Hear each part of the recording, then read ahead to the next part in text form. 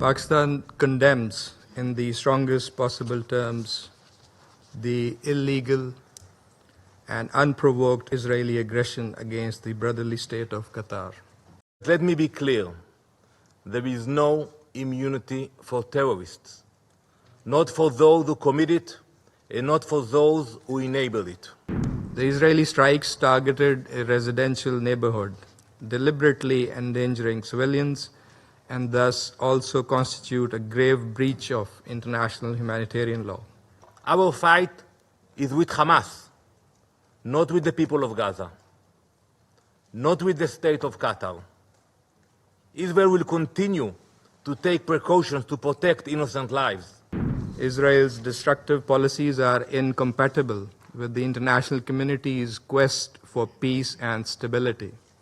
Here in this council, some members chose to give Hamas legitimacy, even protection.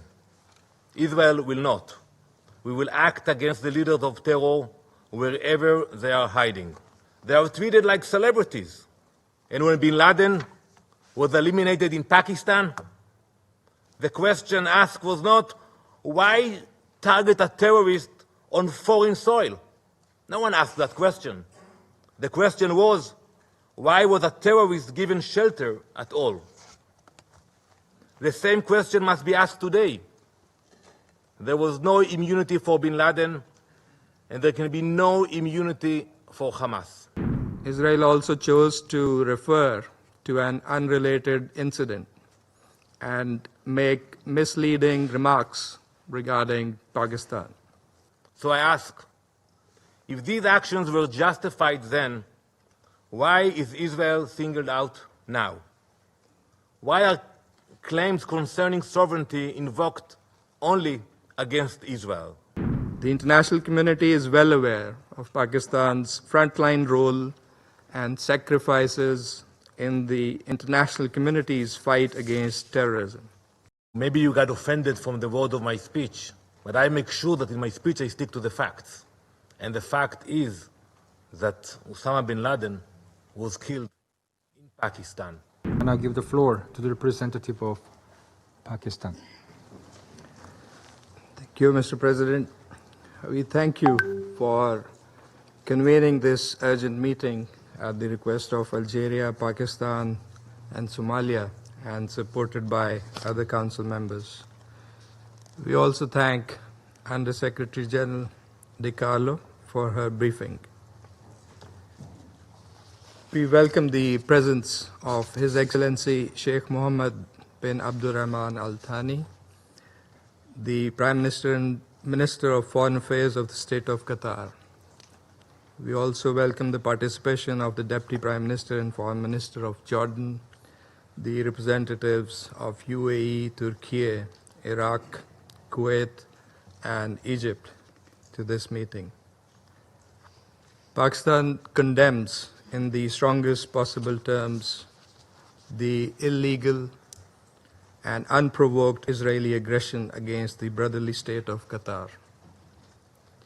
This reckless and provocative attack constitutes a flagrant violation of the sovereignty and territorial integrity of Qatar, contrary to the fundamental principles of international law, including the UN Charter, in particular its Article 2(4), prohibiting the threat or use of force. As the Prime Minister of Pakistan has stated, this act of aggression by Israel is totally unjustified and constitutes a most dangerous provocation that could imperil regional peace and stability.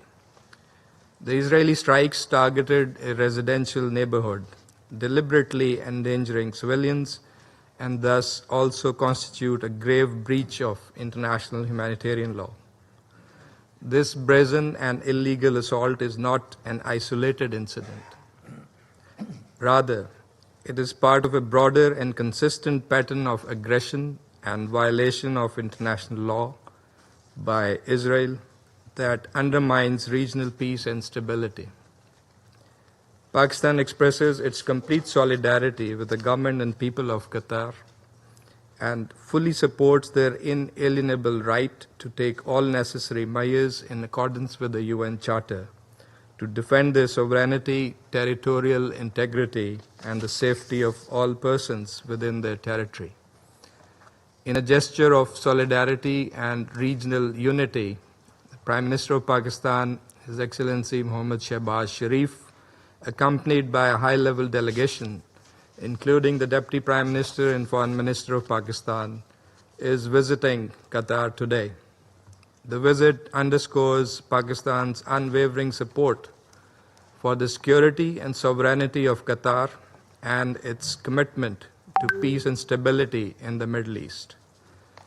Mr. President, this irresponsible action by Israel is yet another manifestation of its systematic disregard for international law and its brazen policy of destabilizing the region. It adds to its long and dubious record of aggression, brutal military actions in Gaza, repeated cross-border strikes in Syria, Lebanon, Iran, and Yemen, all of which amount to violations of the UN Charter and international humanitarian law.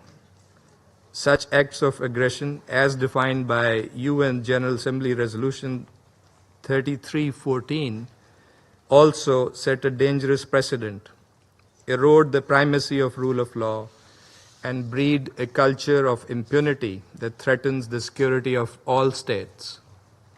In view of the gravity of the situation, an extraordinary Arab Islamic Summit will take place in Doha on 15 September with a view to ensuring a united response to Israel's aggression and to reaffirm the primacy of international law and the UN Charter.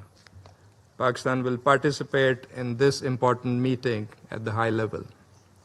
Mr. President, at a time when delicate negotiations on Gaza peace deal were progressing towards a possible breakthrough, striking the territory of a principal mediator and those directly involved in negotiations is a deliberate attempt to sabotage diplomacy, derail peace efforts, and prolong the suffering of civilians. It is evident that Israel, the occupying power, is bent on doing everything to undermine and blow up every possibility of peace. It also raises serious questions whether the return of hostages was indeed a priority. Clearly, Israel's destructive policies are incompatible with the international community's quest for peace and stability. Sadly, it has been emboldened by the weak response and inaction by this Council. Pakistan commends Qatar's important and constructive role in facilitating mediation efforts, including for a ceasefire and release of hostages, which has been widely and consistently appreciated by all Council members, together with the role of Egypt and the United States. We recognize Qatar's tireless and principled engagement with all parties, often under most challenging circumstances, to keep the channels of dialogue open and advance prospects of peace. Qatar has consistently demonstrated leadership, wisdom, and commitment to humanitarian principles, working in close coordination with regional and international partners to bridge divides, promote peace, reduce tensions, and alleviate the plight of the Palestinian people. Undermining such a credible and indispensable mediator threatens to extinguish one of the few viable pathways towards a just and lasting peace. Targeting Qatar is thus not only an attack on a sovereign state, but also an attack on diplomacy and mediation itself. Pakistan welcomes the Security Council's condemnation of the strikes in Doha and expression of support for the sovereignty and territorial integrity of Qatar in line with the principles of the UN Charter. The Council must go beyond, must hold Israel accountable, safeguard the role and protection of mediators engaged in peace efforts, and recommit to the centrality of international law and the UN Charter in maintaining international peace and security. Mr. President, the root cause of recurring crises and instability in the Middle East is Israel's prolonged occupation of Arab lands and its persistent defiance of international law and international legitimacy. Durable peace can only be achieved through a comprehensive political settlement, including an end to the occupation of Arab lands, particularly the occupied Palestinian territories. Pakistan calls for an immediate, unconditional, and permanent ceasefire across Gaza and all occupied Palestinian territories. Full and unimpeded humanitarian access to the besieged and starved Palestinian population, and reinvigoration of a genuine and irreversible political process to end the Israeli occupation, leading to the realization of a sovereign, viable, and contiguous Palestinian state based on the pre-1967 borders, with Al-Quds al-Sharif as its capital.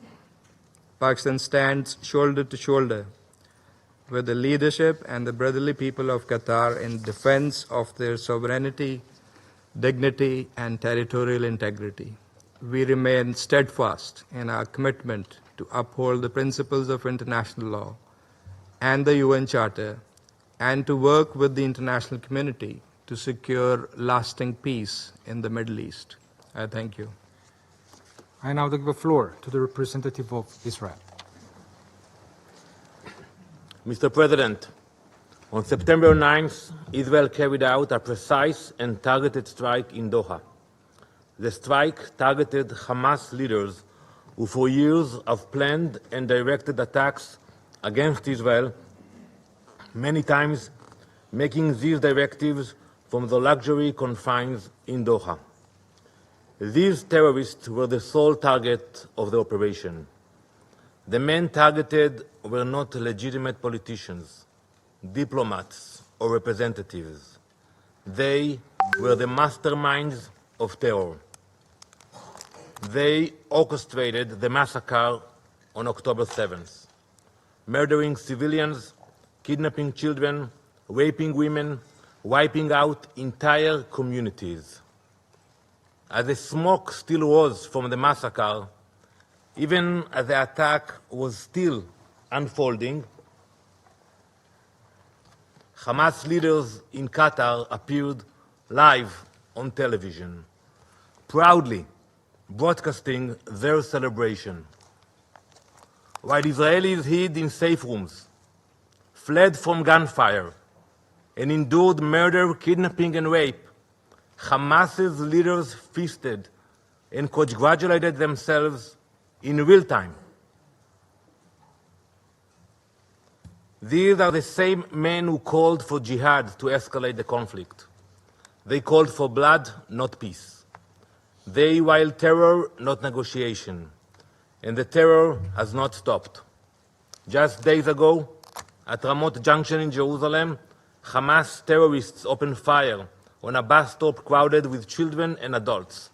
6 innocent people were murdered, among them a 25-year-old who had immigrated from Spain, recently married and building his future in Israel, a rabbi who had dedicated his life to teaching the next generation, 2 residents of the community struck down in their own neighborhood. Among the wounded was a woman 8 months pregnant, left to fight for her life and the life of her unborn child. These are not numbers, they are lives, families, futures stolen. When the gunfire stopped, the bus and the pavement around it were drenched in blood. This is what terrorism looks like. Mothers clutching babies, a bus stop turned into a battlefield, a community scared in seconds. This is a reality we face in Israel. Terror raising its ugly head almost every single day.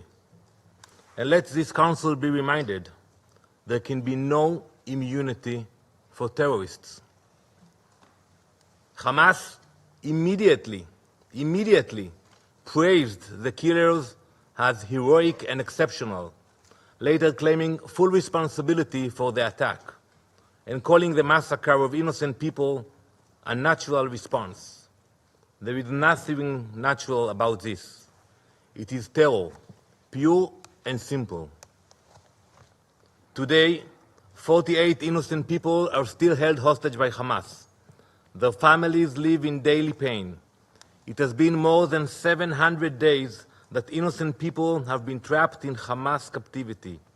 700 days of cruelty and abuse. Hamas has used them as bargaining chips, turning their suffering into currency. But let me be clear, there is no immunity for terrorists. Not for those who commit it, and not for those who enable it. Israel has agreed to President Trump's ceasefire proposal. We are ready to stop the fighting, but Hamas refuses. They keep the world waiting. They are in no rush. They have the time. Indifferent to the human suffering that their delay causes. And who suffers from this refusal? Not the leaders of Hamas, living abroad in the Ritz-Carlton in Doha. They don't suffer, they have the time. But the hostages languishing in their cells and the people of Gaza used as human shields. From the start, Hamas's strategy has been to embed its weapons among civilians. They hide rockets in schools, command centers in hospitals, and tunnels under homes. They put their own people in harm's way, then cry crocodile tears when civilians are hurt. Our fight is with Hamas, not with the people of Gaza, not with the state of Qatar. Israel will continue to take precautions to protect innocent lives. That is the difference between us and those who glorify massacre and terror. Like in the Bible, like Cain in the Bible, who was marked for the murder of his brother, so too are Hamas's leaders marked for their crimes. It doesn't matter where they hide, whether in the tunnel in Gaza or in a luxury hotel abroad. The mark of Cain is upon them. For too long, Hamas leaders have been sheltered not only in Doha, but in Beirut, Tehran, and elsewhere, parading as politicians and statesmen while acting as terrorists. They are treated like celebrities, when in reality, they are commanders of massacre and barbarism. This false disguise of legitimacy gave them freedom to move, to buy weapons, to recruit through so-called humanitarian networks, and to spread propaganda on international platforms that should have rejected them. This strike sends a message that should echo across this chamber. There is no sanctuary for terrorists, not in Gaza, not in Tehran, not in Doha. There is no immunity for terrorists. And yet, here in this Council, some members chose to give Hamas legitimacy, even protection. Israel will not. We will act against the leaders of terror wherever they are hiding. Mr. President, we have heard today in this Council allegations about a breach of the territorial sovereignty of Qatar. But one must ask, where were these concerns when sovereignty was violated by terror itself? On October 8, when Hezbollah launched rockets across Israel's border, when Houthis fired a ballistic missile at Ben Gurion airport, or just days ago, when a Houthi drone crashed into the arrivals hall of Rabon airport, injuring civilians. How can anyone hide behind allegations appealing to the principles of international law while giving legitimacy to those who openly glorify October 7th and continue to to plot terror. Mr. President, this brings me to Qatar. Prime Minister Al-Thani, the time for Qatar to choose has come. For too long, Qatar has harbored terrorists, offering Hamas leaders sanctuary in luxury hotels while they orchestrate massacres and terror attacks. History will not be kind to accomplices. Either Qatar condemns Hamas, expels Hamas, and brings Hamas to justice, or Israel will. Mr. President, the world has faced moments like this before. Today, the world remembers the devastating terrorist attacks of September 11th. That tragic day, like October 7th for Israel, was a day of fire and blood. In the aftermath of 9/11, the countries that uphold freedom, equality, and democracy in this council stood shoulder to shoulder. 2 weeks later, this council adopted Resolution 1373. It said plainly, no state may harbor terrorists. No state may fund them. No state may give them safe haven. I urge you all to read this resolution. Any government that does so breaks this council binding obligations. That principle was clear then. It must be upheld today. And when Bin Laden was eliminated in Pakistan, the question asked was not, why target a terrorist on foreign soil? No one asked that question.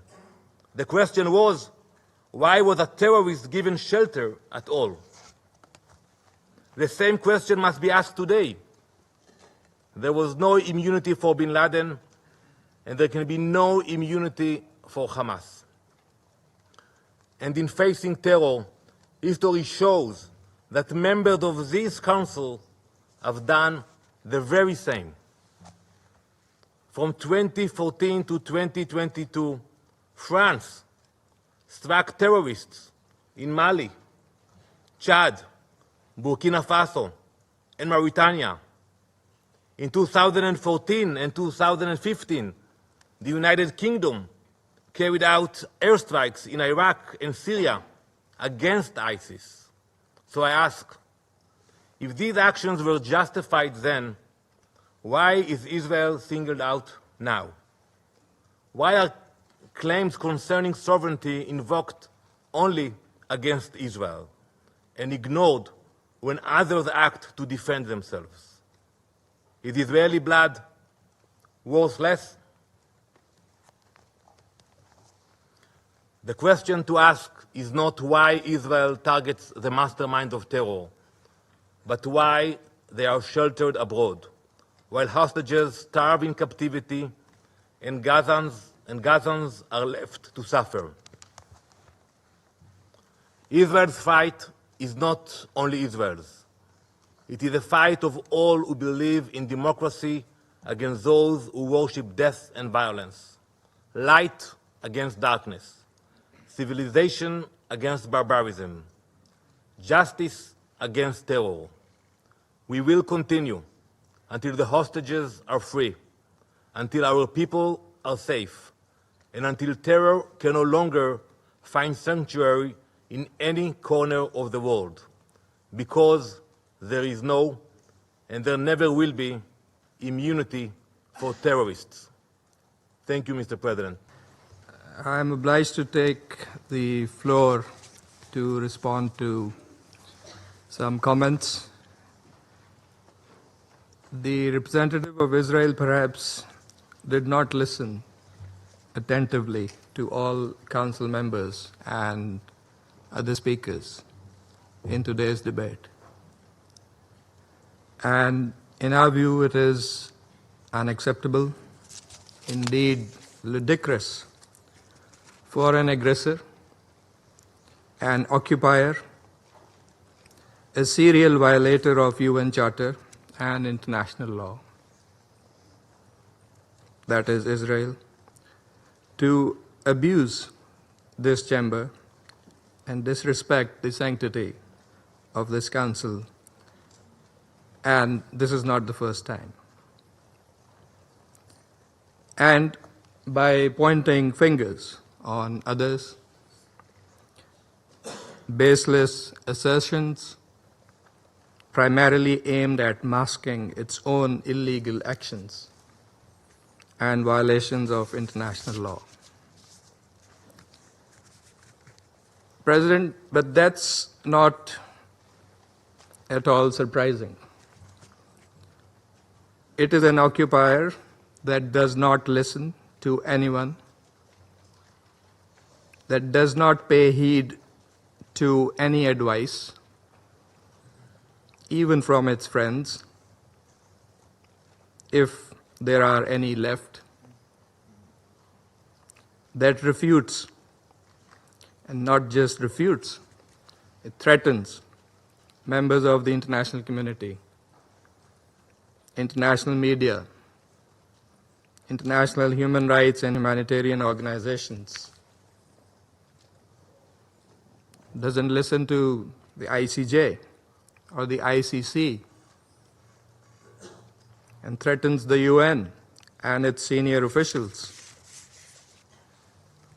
And it does that with impunity, shielded by its apologists who time and again acquiesce in its illegal actions and defiance of the international community.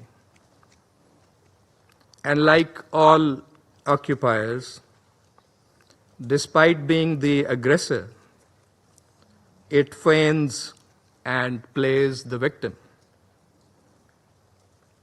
But today it is totally exposed. President, this council has spent decades discussing the situation in the Middle East and the Palestinian question. Meeting after meeting, we devote hours to this agenda. It is not because of anyone else. It is because of Israel that refuses to vacate its illegal occupation, and that blatantly violates the resolutions of this council. It's because of that we have these discussions. Israel also chose to refer to an unrelated incident and make misleading remarks regarding Pakistan in an effort to justify its own illegal actions and violations of international law.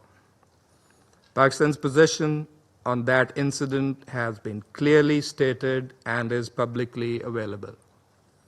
The international community is well aware of Pakistan's frontline role and sacrifices in the international community's fight against terrorism. The entire world, including our partners, acknowledge that Al-Qaeda was largely decimated due to Pakistan's counterterrorism efforts. And we remain committed in this global, collective endeavor. We cannot accept insinuations from an irresponsible rogue state that is, in fact, the perpetrator of worst kind of state terrorism that we are witnessing in Gaza and, in fact, in the occupied Palestinian territories for decades. And we reject any false analogy, as has also been done by Qatar. For whatever way it interprets the statements in this council, the occupying power must go back and read carefully the statement issued by the Security Council today. And let me read it out loud here. A statement that normally should have been stronger, but nevertheless has been unanimously adopted by the Council. The members of the Security Council expressed their condemnation of the recent strikes in Doha, the territory of a key mediator, on 9 September. They expressed deep regret at the loss of civilian life. Council members underscored the importance of de-escalation and expressed their solidarity with Qatar. They underlined their support for the sovereignty and territorial integrity of Qatar in line with the principles of the UN Charter. Council members recalled their support for the vital role that Qatar continues to play in mediation efforts in the region and alongside Egypt and the United States. Council members underscored that releasing the hostages, including those killed by Hamas, and ending the war and suffering in Gaza must remain our priority. In this regard, they reiterated the importance of the ongoing diplomatic efforts of Qatar, Egypt, and the United States, and called for the parties to seize the opportunity for peace. That is why we are here this afternoon in this council. I thank you. I thank the representative of Pakistan for the statement. The representative of Israel has asked the floor to make a further statement. I give them the Thank you, floor. Mr. President. You know, if the distinguished colleague from Pakistan wanted to read the statement, he could have done it at the beginning of the session. But I want to refer to your words. You know, maybe you got offended from the word of my speech, and I apologize for that. But I make sure that in my speech I stick to the facts. And the fact is that Osama Bin Laden was killed in Pakistan, and no one condemned the US. And when other countries in this council attack terrorists, no one condemns them. And that is the issue of double standards. When you apply different standards on Israel, then the standards you apply on yourselves, that is the problem of this institution. So yes, you cannot change the fact that 9/11 happened, and today we mark this day. You cannot change the fact that Osama Bin Laden was in Pakistan and he was killed on your territory. But I would ask you, when you criticize us, and I'm sure it will continue in the future, think about the issue of double standards, which standards you apply to your country and which standards you apply to Israel. Thank you, Mr. President.